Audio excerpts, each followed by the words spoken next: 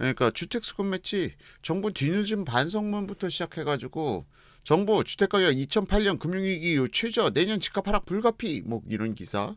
그리고 정부 집값 하락세 뚜렷해질 것 내년 전국 46만 가구 분양. 노영욱 내년 집값 하락 뚜렷해질 것. 지금 이와 관련돼 가지고 자료를 갖다 한번 찾아봤더니 지금 이 자료를 갖다 보면서 야 이거는 진짜 행정을 넘어섰구나. 행정이 아니라 정치.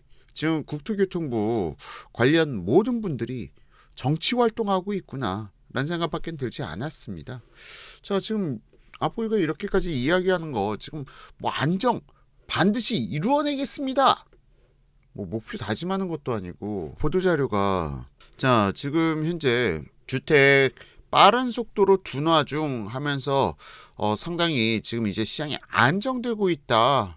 붉은색 선 최근 매매 시장의 안정세 확산하면서 빠른 속도로 둔화 중. 그리고 2021년이 상승세가 상당히 높아요. 지금 이게 아파트만이 아니라 연립빌라까지 다 포함시켜가지고 지금 이러한 결과 만들어낸 것 같은데 아파트만 포함시키면 이렇게 나오진 않을 텐데 아마 연립빌라 거기다가 지금 전국으로 해가지고 이렇게 만들다 보니까 차트가 이렇게 만들어진 것 같습니다. 그리고 2021년 이후로 빠르게 안정 중이다. 빠른 속도로 둔화 중이다. 라고 지금 이렇게 국토교통부에서 만들어 놨는데 이것도 정말 재밌는 게 이때가 언제입니까? 지금 2021년 뚝 떨어지기 시작한 이 시점? 이 시점 보시게 되면은 지금 여기 뚝 떨어지기 시작한 시점 이 시점이 추석이잖아요. 추석 이후로 어떤 일이 있었죠 여러분? 대출 중단 사태가 있었죠. 대출 중단 사태로 하면서 상당히 이슈가 시장에서 파급이 컸습니다. 전세자금 대출도 뭐 중단한다. 뭐 대출 중단한다. 중단 은행들 나타나기 시작하고 그러므로 인해서 실질적으로 잔금 치르는데 정말 힘들어 하셨던 분들 많았어요. 대출 중단 사태. 이 부분의 대출에 대한 압박으로 인위적으로 누른 거라고 말씀드렸죠. 그런데 제가 여러 번 말씀드렸다시피 차기 정부 윤석열이 되거나 이재명 씨가 되거나 그 어떤 대통령도 정권 초기부터 대출 압박으로 정권 시작할 수 없다라고 말씀드렸습니다. 지금 하락 요인은 분명해요. 이건 어떤 전문가도 부정 못해요. 대출 압박이에요. 근데 대출 압박 스탠스를 갖다가 정부가 바뀌었어요. 이재명 씨가 되거나 아니면 윤석열 씨가 되거나. 근데 정권이 바뀐다 한다면 과연 대출 압박 카드를 갖다 지속해서 사용할 수 있을 것인가? 가계대출 압박이라는 것은 그야말로 말 그대로 경기 위축을 갖다가 의미합니다. 정권 초기에 높은 지지율을 확보하려면은 성장세가 강하게 나타나야 돼요. 그래야 초기부터 강한 그 집권 파워를 가지고 국정을 갖다 운영해 나갈 수 있습니다. 근데 정권 초기에 경제 성장률이 높지 못하고 떨어지는 상태에서 시작한다? 이거는 역대 대통령 그 어떤 누가 와도 진행하기 어려운 일이에요.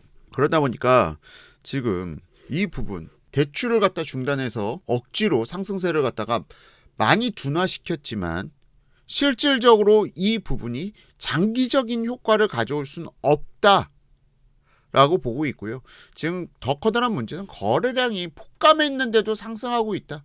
이게 더 커다란 문제인 겁니다. 이게 더 커다란 문제예요. 자 그리고 그 다음 실거래가 32개월 만에 전국 모든 지역 동반 하락이라고 나타났는데 이거 보고는 정말 소름이 돋았어. 이거 지금 잠정이잖아요. 잠정.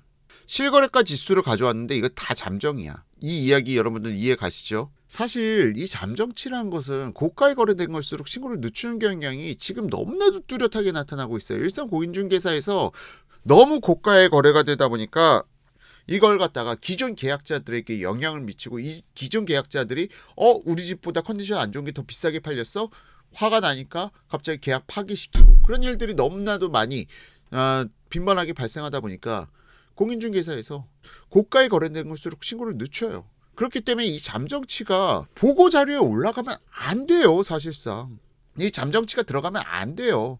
역대 국토교통부 보도자료에 현 정부 이전에 잠정치를 갖다 이렇게 집어넣은 경우는 별로 없었어요.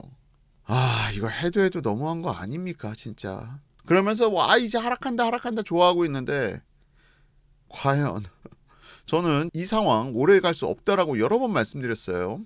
거래량 폭감 사태 10, 11, 12 이제 3개월 지났어. 5개월 남았어. 1, 2월밖에 안 돼. 이제 5개월 간다고 하더라도 가장 최장 기간 거래량 폭감 사태 5개월 이상 가본 적이 없고요. 내년 2월 어떻게 될까 시장이.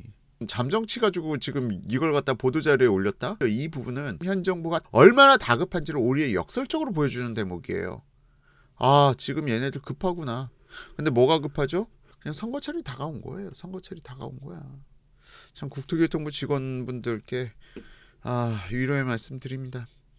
참 이런 호도용 자료 만들기 위해서 좀 야근도 하시고 밤새고 일하셨을 거 아니야. 거기다가 정말 코믹한 거 시장 내 매수 심리 급격히 유축 이 차트 만들어내는데 다 부동산원 자료 기준이거든요. 부동산원 자료 기준인데 KB가 좀 더 낮게 나타난 거야. 그러니까 KB 걸 갖다가 부동산원이랑 같이 접목시켜가지고 이렇게 비교를 했어. 나 미치겠다 진짜. 아니 그러면은 KB 걸로 해가지고 매매시장 전국 집값 또 한번 같이 비교를 해봐주시지 그러셨어. 지금 정말 코믹한 사태입니다. 한국 부동산원하고 KB하고 2.5배에서 3배수 정도 차이가 납니다. 지금 상승률과 관련돼 가지고 자기네들 유리한 거는 한국 부동산원 거 갖다 쓰고 좀 불리한 거는 KB 거 갖다 쓰고 이게 뭐한 짓입니까 진짜. 원래 지금 이렇게 해서 심리를 갖다가 압박해 가지고 안정시키려고 하는 거는 하수 중에 최하수고요. 가장 근본적인 원인을 해결해 주면 되는 거예요. 그럼 진짜 안정돼. 이렇게 심리를 안정시킬 필요 없이 그냥 다주택자 양도세 완화만 뻥 하고 뚫어줘도 안정이 될 텐데 그 짓을 하기 싫고 심리만 잡고 있는 이 꼬락서니가 거기다가 거래량 2008년 금융위기 이후 최저 수준. 거래량도 여러 번 말씀드렸죠. 거래량이 폭감한 시기에는 항상 하락이 나타났던 시기예요. 그런데 하락은커녕 상승했네. 계속 높게 상승했네. 에휴, 이게 뭐하는 짓입니까? 이게 뭐하는 짓이야. 자, 지금 거래량 폭감인데도 지금 상승하고 있다는 게 더 큰 문제입니다. 거래량 폭감 시기에는 원래 상승이 안 돼요. 불가능해요. 여러 번 제가 차트를 통해서 말씀드렸기 때문에 이 부분에 대해서도 여러분은 이해하실 거라 생각합니다. 지금 국토교통부의 가장 커다란 문제점은 시장을 안정시킬 수 있는 정책은 다 포기해버리고 그건 못 건드니까. 왜? 문재인이가 그걸 용납을 안 하니까. 자꾸 여론전, 심리만 죽이려고 그래.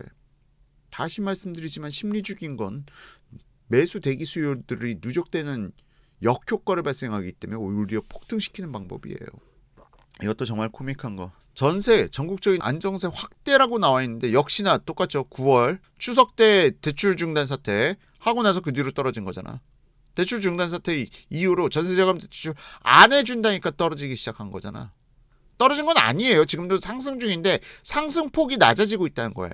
지금 이 부분과 관련돼 가지고 우측표 신규 계약 가격 하락 및 이중 가격이 완화되고 있다고 이야기해요.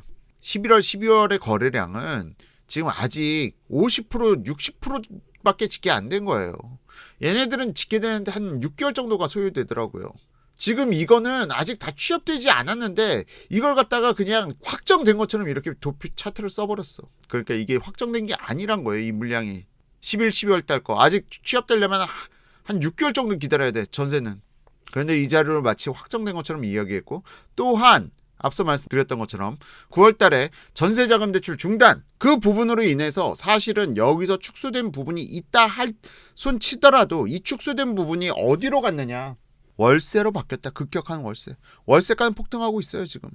급격한 월세화 상황으로는 지금 밀려나는 것인데 그래서 전세 수급 동향 임차인 우위 시장으로 변화됐다고 하는데 이것도 말이 안 되지.